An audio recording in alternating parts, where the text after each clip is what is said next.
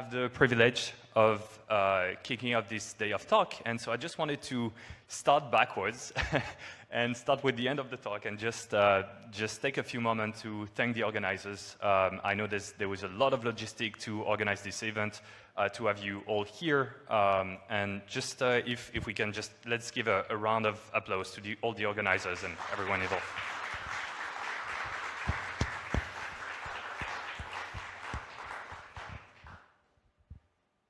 I want to thank the community as well, every one of you being here. I'm stoked to be meeting people for the first time, people I've been chatting online with, and seeing people that I haven't seen for a long while. So very stoked to be here and to be spending the next 2 days with you.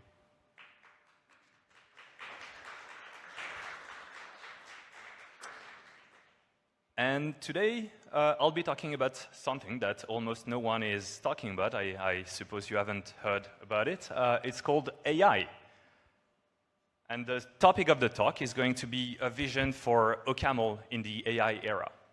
And the question I want to explore is how we can make OCaml a productive language for both writing AI applications and to write with AI.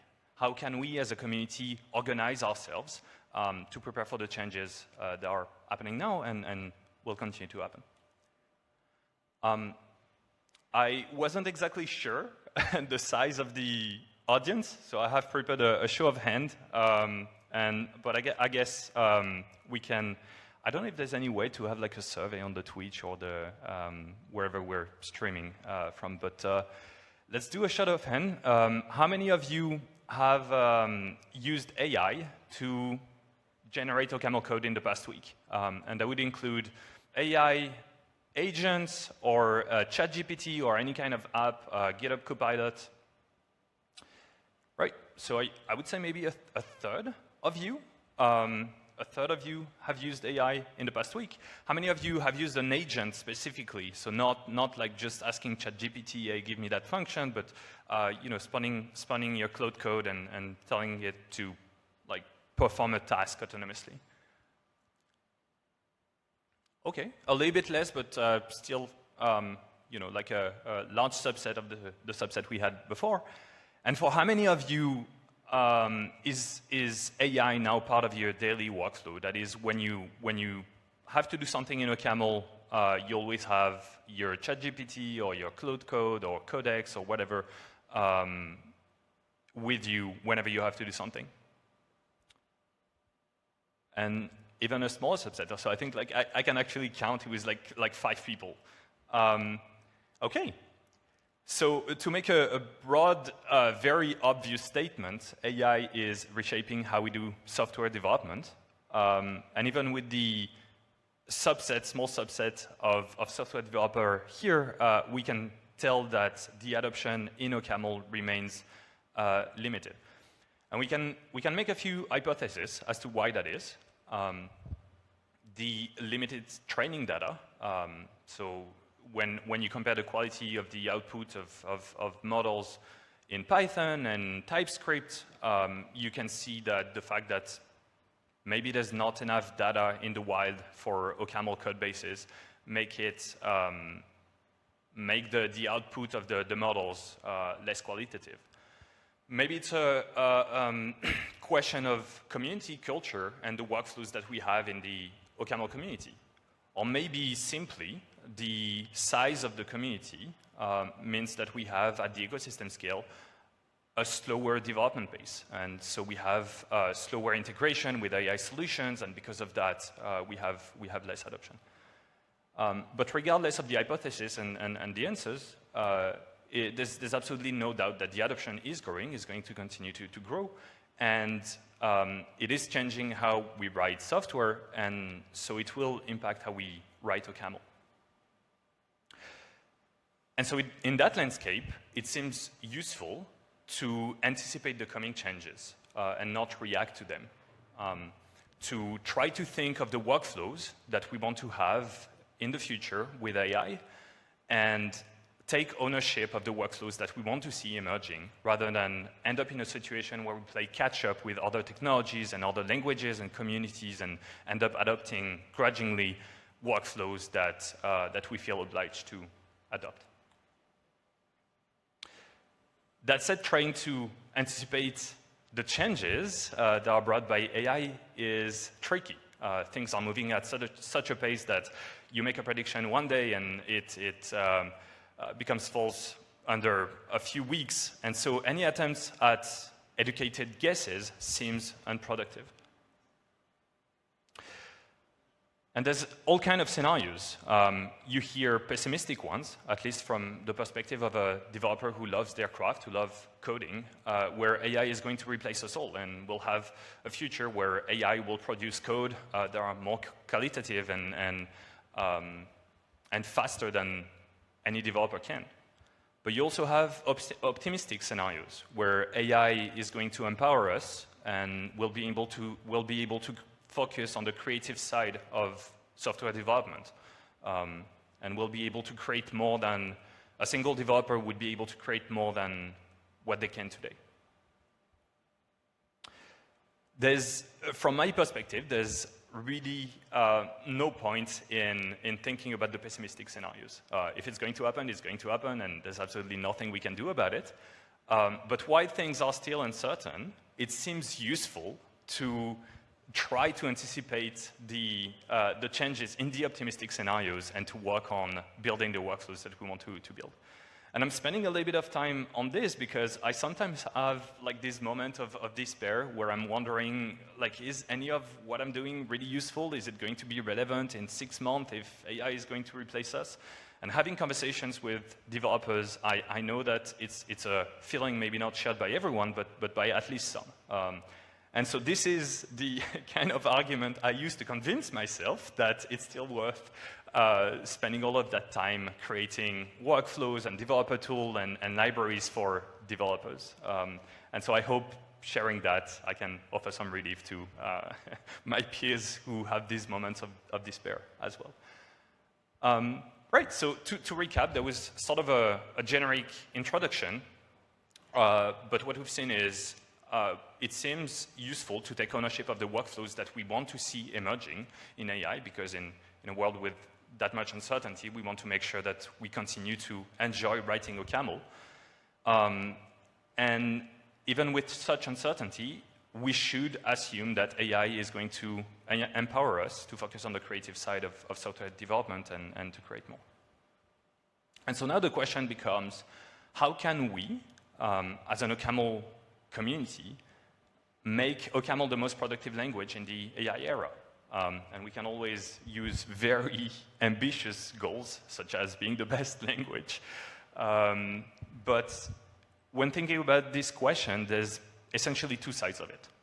The first one being, how can we make OCaml great to build AI applications? And here the question is, how can we make it a suitable replacement for Python, essentially? Python having a monopoly on everything AI and machine learning. The other side of the coin is how we can make AI a productive language as a target for LLMs. So we've seen that there's a few hypotheses that could explain why the adoption in OCaml is limited, and the quality of the output is certainly one aspect of it. And so how can we change that so that we make OCaml more productive for AI agents? And I've spent the roughly last 10 months working on those two questions. For the first one, I've been working on Raven. So Raven is an ecosystem of packages for machine learning in OCaml. And it tries to answer how we can make OCaml a suitable replacement for Python. The second project I've been working on, and it's still unreleased, so if it's the first time you hear about it, it's completely normal. I'm talking about it publicly for the first time here, is Spice, an OCaml native coding agent that tries to answer the second question, which is how we can make AI agents and AI in general productive with OCaml.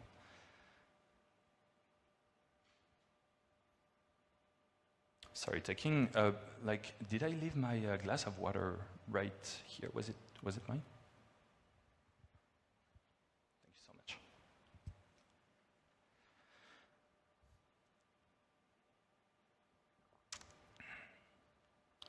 So starting with the first side of the coin, we'll talk a little bit about how we can make OCaml a better language to write AI applications.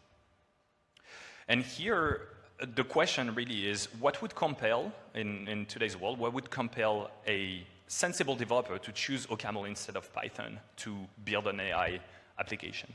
And in my perspective, there's essentially two reasons for that. There's essentially two reasons for why a developer would choose Python today instead of OCaml.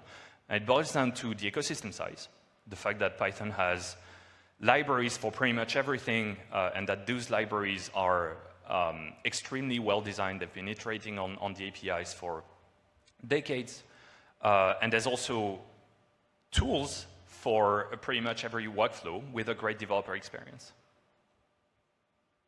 And so the question is, what would happen if we fix both? What would happen if we ended up with the same ecosystem size and quality of libraries as Python, and if we had tools for all the workflows that a data scientist or someone working on AI applications need?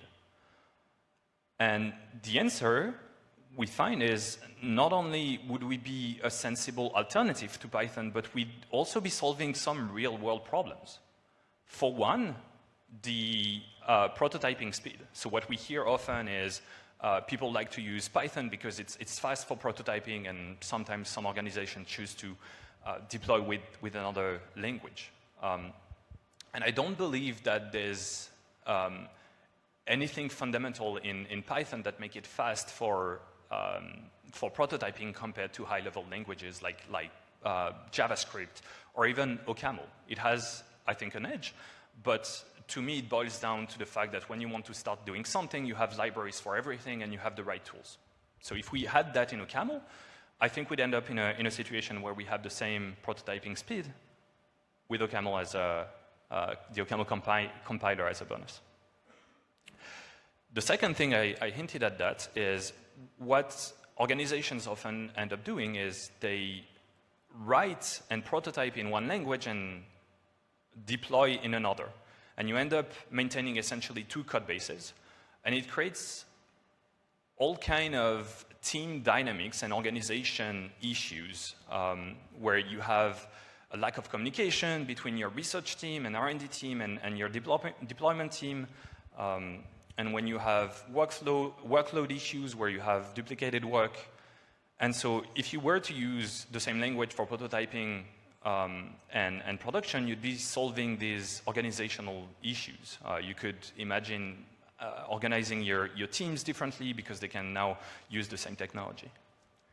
Now, there's also organizations that choose not to do that, not to duplicate the code base and have the same, essentially deploy in Python. And for those teams, the benefit of OCaml would be that it would be a lot easier to scale from prototype to deployment. And here I'm going to not quote, but maybe paraphrase some users that I've talked to in the context of Raven that report that it's generally a lot easier to take something in OCaml and evolve it over the span of a year than it is in other languages. And so here we'd be playing in some of the strength of the language. And the last one, I have to say I have nothing against Python per se, but we are in a situation where Python has a monopoly on machine learning and data science and AI. And it's kind of sad from the perspective of a developer who would like to have the choice. And I would rather live in a world where, as a developer, I can choose the language I want and have the opportunity of choice.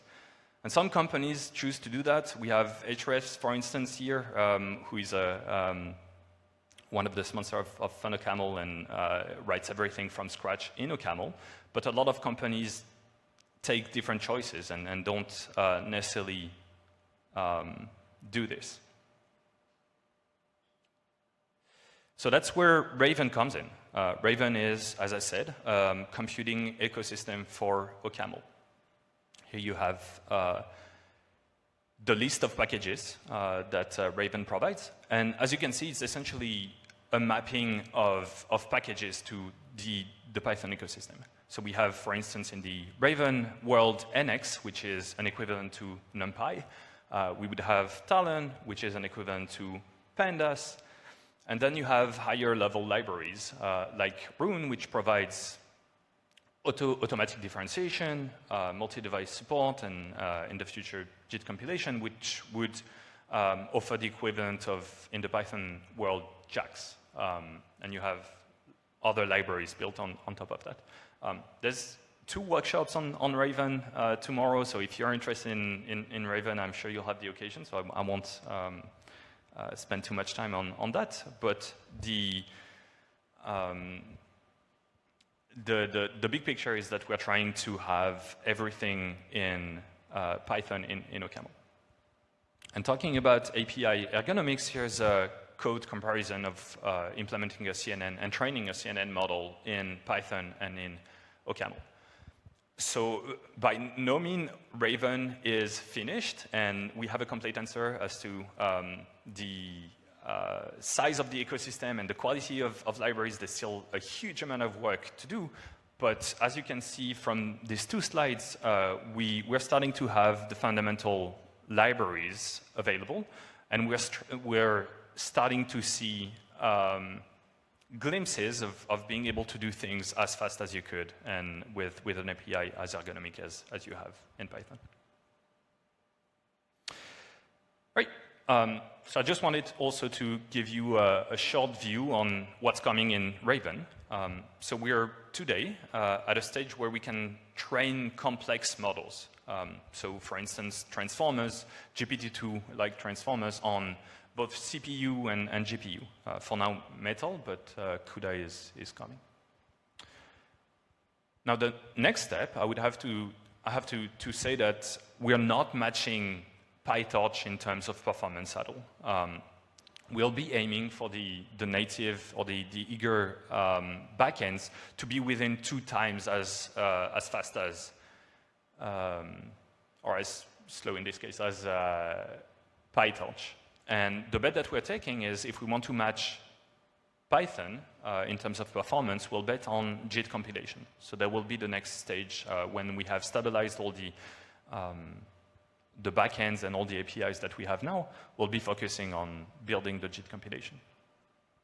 And something I'm very excited about is when we have all of the packages stabilized and we're matching PyTorch in terms of performance, we end up having to solve deployment. And I think that's where things are going to maybe start getting interesting, because we have some innovation in OCaml and some advantages when it comes to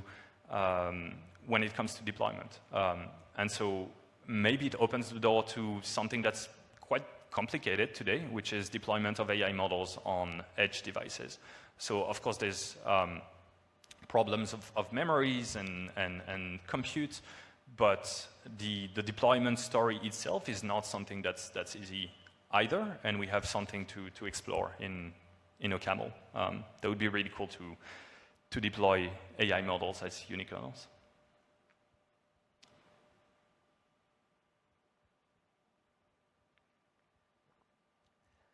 Right. So we've explored the first side of the coin, which is AI.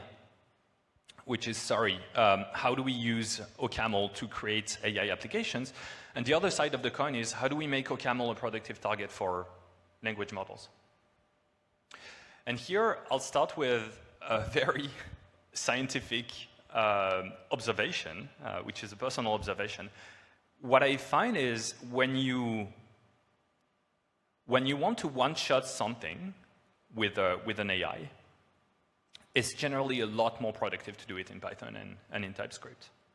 But as soon as you introduce iteration, where you have a solution and you want to start adding more, and as soon as you introduce scale, that is, the more the code base grows, then the equation starts to reverse, and OCaml becomes a lot more productive than what you have in Python or TypeScript. And here, I would say the reason is that you have the compiler that is acting as a guide to the agent to converge to the right solution faster. And so 2 observations that we can make from, again, this very scientific study are, it seems that the more integrated, I haven't covered this, but so one observation is the better and the more compile time guarantees you have, the more productive the agent seems to be. On the first point, one observation that I've made also is that when I use AI with OCaml, it seems to get stuck constantly on tooling. You'd see it like spending like 3 minutes, 5 minutes to try to figure out how to run a Dune build because the Dune build is running in watch mode, or using OCaml fine when you use the Dune package management. So because the agent doesn't know how to use the tools, it's a lot less productive. And so you can infer that the more integrated with the tools, or the more the agent knows the tools, the more productive it is. And so something that's not talked about, we have a lot of generic agents out there, but something that's not talked about often is that language and tooling integration, language tooling specifically, seem to make a huge difference in the productivity the AI can have. Now, completely separately, I have to say that I'm a bit saddened with the landscape of AI today, where we're essentially in a situation where you have to pay $200 subscription if you want to be using your agent daily. And even then, if you use it with more than one agent at a time, you reach limits. It's cloud only, and it's closed source, at least for the models. And it's a very different landscape from what we're used to in terms of developer tools. Developer tools like build system, documentation generator, and compiler usually are tools that are open source that you can run locally. And there's some specificities to agent. You have to run them on GPUs, for instance. But I don't see a lot of... that's not true, but I think we ought to make more effort to align the fact that this is just another developer tool and align it to the landscape of developer tools as they have been until now. So we're starting now to have a clear picture of what it could look like in OCaml. We would like local and open source tools as an AI agent. And it seems that we'd benefit from having an agent that is specialized to OCaml and its tooling. And so that's the second project I've been working on, which is Spice, which is an upcoming OCaml first coding agent.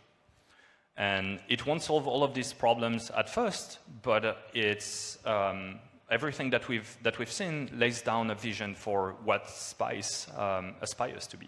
It should be local first, open source. It should be language aware and specialized to OCaml, integrated with the tooling.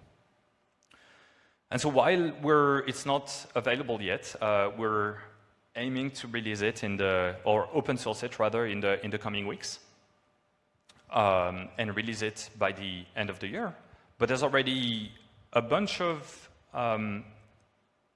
say, packages that have been built in the context of Spice that are already published. So Mosaic is an upcoming terminal user interface framework for OCaml, built for Spice, but that can be used for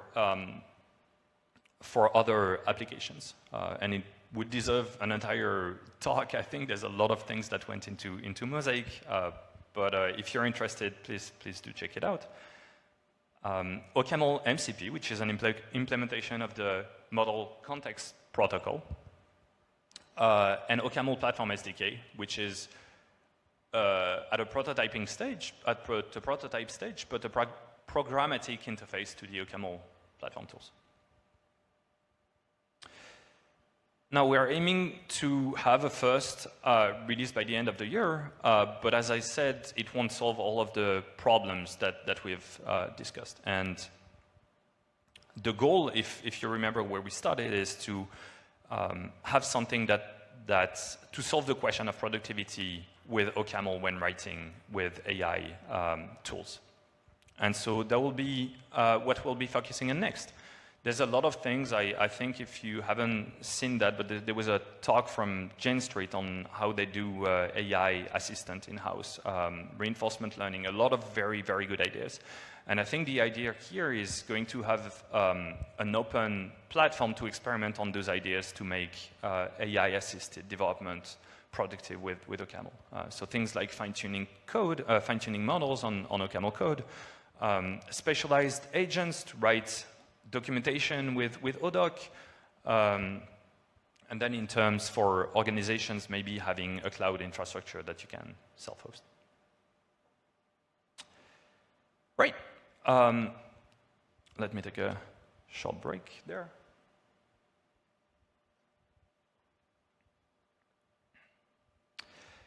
So we've talked about the two sides of the coin. The first one being, how do we make OCaml a good language for building AI applications? And the second being, how do we make OCaml a good target language for AI? And I'd like to finish this talk with discussing or opening the discussion with the community on how we can organize ourselves to answer those questions. And so I've talked about Raven, I've talked about Spice, and I've laid down like a few ideas here, but it's by no means complete. And I think, as I started with in the introduction, it's worth thinking about these questions and take ownership of what future workflows are going to look like. So some questions that I want to offer here, rethinking the onboarding. So one of the projects when I was at Arides that we worked on was the new documentation on the OCaml.org website. Is it still true today that newcomers are going to be reading documentation, or are they going to spawn Claude or ChatGPT and just ask questions there? And so if that's the new workflow, how do we want to adapt to that? How do we want to leverage and guide them to do that? Do we need prompts for them? Do we need specific tutorials that are integrated and thought from the beginning to be used with an AI? A second question is, how do we leverage AI to solve some of the problems that we have in the ecosystem? So I'm going to take, and I don't know the order exactly, but some of the pain points that we see in the OCaml surveys that are run by the OCaml Software Foundation are the lack of documentation for OCaml packages and the lack of libraries. And these are two things, and I'm sure there's more, that AI could potentially help us solve at scale a lot more easily. So one thing that is very clear is AI is very good at producing something that already exists. And so if we have a problem, an ecosystem problem with the lack of libraries, how can we leverage AI to solve that problem? In terms of documentation, I know there's an initiative from the OCaml Software Foundation at the moment to create examples for packages.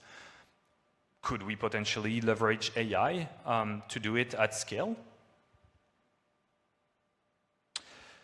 Another question is, how do we improve the platform, thinking about AI, having AI workflows in mind? So some of the things I mentioned, the tooling issues when using agents include the lack of knowledge of the agent for the specific tools it uses. But we have some issues. For instance, I've noticed issues, I should report them, in Dune watch mode that are interfering with the agent loops. And so how can we improve the tools that we already have to work well in the context of an AI assisted development workflow? And lastly, one of the things that we do in the OCaml community, we support diversity program like outreach. And so it's a fundamental value of the ecosystem. And coming back to the $200 subscription situation, that's something that's completely opposite to the values that we hold in the ecosystem, where in some countries, it could be a month's salary. And so if you have a situation where someone is able to learn OCaml or do a project in 2 weeks, and someone is able to do it in 1 week, I think that's really not a situation we want to end up with. And so maybe we want to think of the intersection of diversity and AI in the context of the OCaml community specifically. How can we use AI and ensure AI allows us to remove diversity gaps and gaps in opportunity rather than enlarge them? Right, that was it for my talk. I want to spend yes, we don't have the logos. Apologies for that, but I saw them pretty much everywhere here. So I want to thank Hrefs and Tarides specifically for sponsoring the development on Raven. Yes, thank you. I look forward again to be chatting with all of you in the next 2 days. Happy hacking on the workshops, and enjoy the talks today.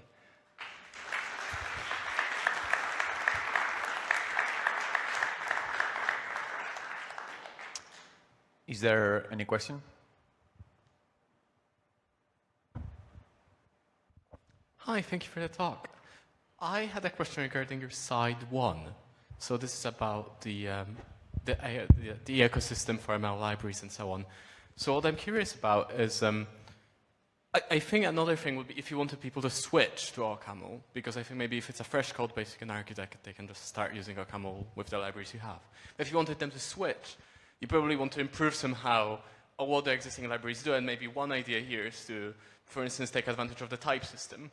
But for instance, when I've looked at libraries like, I think, for Rust, when they made an array library, the type system becomes sort of, it's really kind of gets in your way. Like, you know, at best you take like, oh, this array is n-dimensional, and you don't know how many dimensions it has, but maybe you know the element type.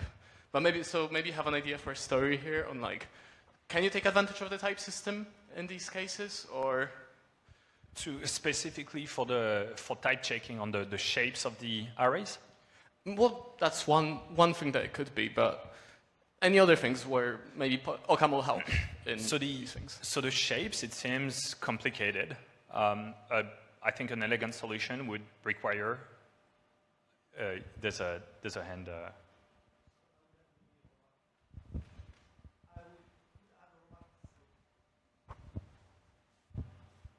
So I've been experimenting for many years on very typed interface for arrays.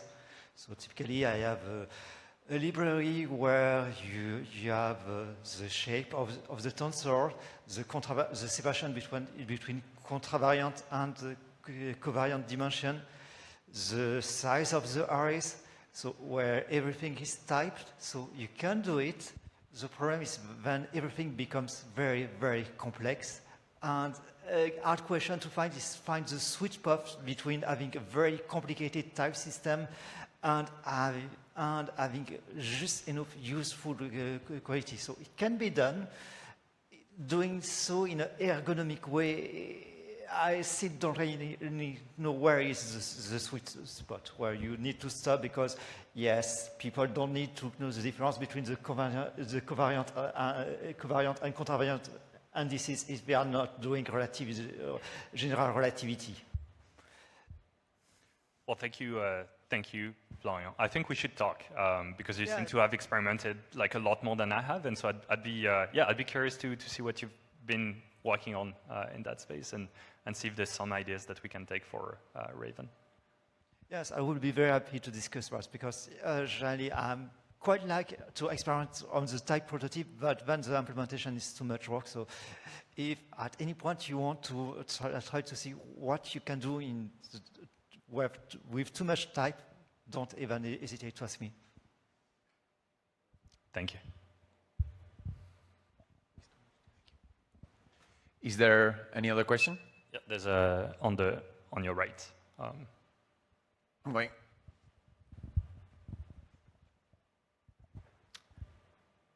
So, hey, it's Drew. Hi. Nice to meet you in person. Hi, nice to meet you. One of the things I've noticed as I've been trying to get up to speed with Raven and contributing in a useful way is I'm not very familiar with this space. Obviously, writing a library means that you're a kind of special kind of expert in something. And at least speaking on my behalf, and maybe this generalizes to the rest of the OCaml community, and maybe not, what do you suggest as a way of the community to be able to learn these concepts and think in these terms? You know, things like basic, obviously, like, okay, tensors, n-dimensional arrays, indexing, slicing, and then training in your own network. These are things that we sort of have a technical background in. We might be familiar if we're lucky, done an undergrad in the last few years, but even just being able to do these things in Python, for example, would be a skill that I would guess that a significant chunk of people would just lack. So there's a huge onboarding there, and then going one step further of understanding how these things are implemented so you can implement them in OCaml. Yeah.